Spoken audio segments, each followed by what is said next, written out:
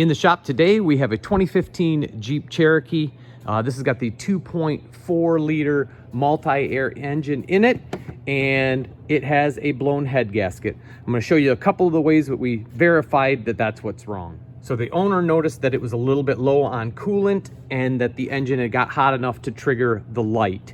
So that's kind of the first thing that gives you a little hint that something is wrong. Here is one of the second things that I noticed. If we look at our dipstick, that oil is very contaminated with fluid. So that was another giveaway that it's a head gasket.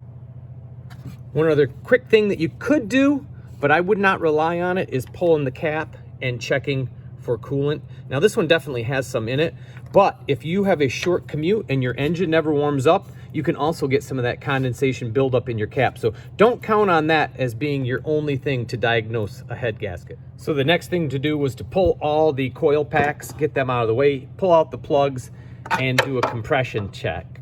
And what I found was, with just the way the motor was when it came in, I had 200, 125, 190, and 155. So this one was extremely low. So then I went ahead and added coolant, fired the motor up, let it just come up to temp a little bit, and thought, now I'll check it one more time. So I put, of course, all the plugs were back in at that point. I pulled number one, did a compression check on it. It was very close to that 200, did number two, put the plug back in number one, did number two, and when I did number two, it actually maxed out my gauge.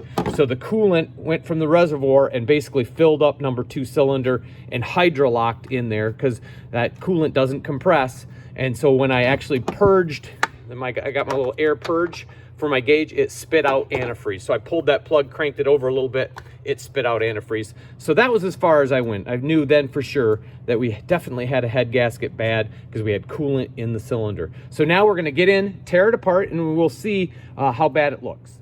So the very first thing, disconnect the battery. I just popped off the positive, pushed it off to the side. Second thing, you can see right down there, that yellow knob, which is right there.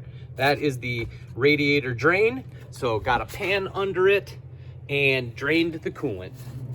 So 13 millimeter wrench to pull the oil plug. And here goes the, not good. A lot of coolant. All right, we're gonna let that drain completely. We'll pull it out and take a look. So here is the oil that I took out. You can see definitely a little coolant there. It's actually starting to separate. It's been sitting for a few days. And here is the last little bit that didn't fit in these. So it's only supposed to have 5.5 quarts. So I took out over 2 gallons. So guys, I planned on doing this as a full tear down and reassembly, doing a head gasket.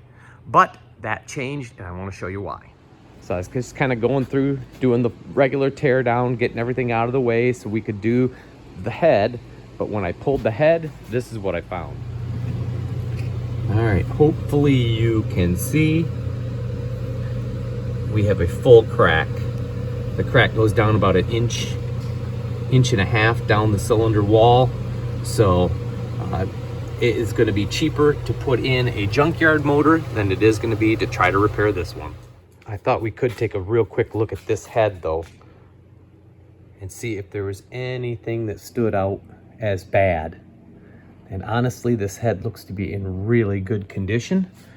Something that you should do if you're planning to just do a head gasket is check the head. This is a machinist straight edge, so it's very flat. And then you go around.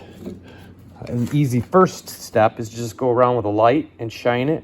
If you see light through, where it's sitting flat, then you know that the head is warped. If it looks good, then you would go to the next step.